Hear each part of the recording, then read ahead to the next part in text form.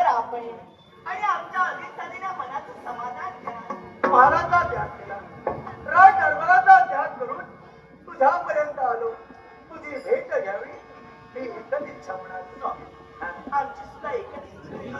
आम्हा साऱ्या स्त्रियांचं सारं सर्वस्व सुद्धा कमावलं असेल तर या पतिमय परमेश्वराच्या दोन्ही पूजा आणि पवित्र चरणात म्हणूनच या चरणाचे स्त्रीच्या मस्तकी चर्चित करण्यात एकसारखी पूजावती आसूस नाही.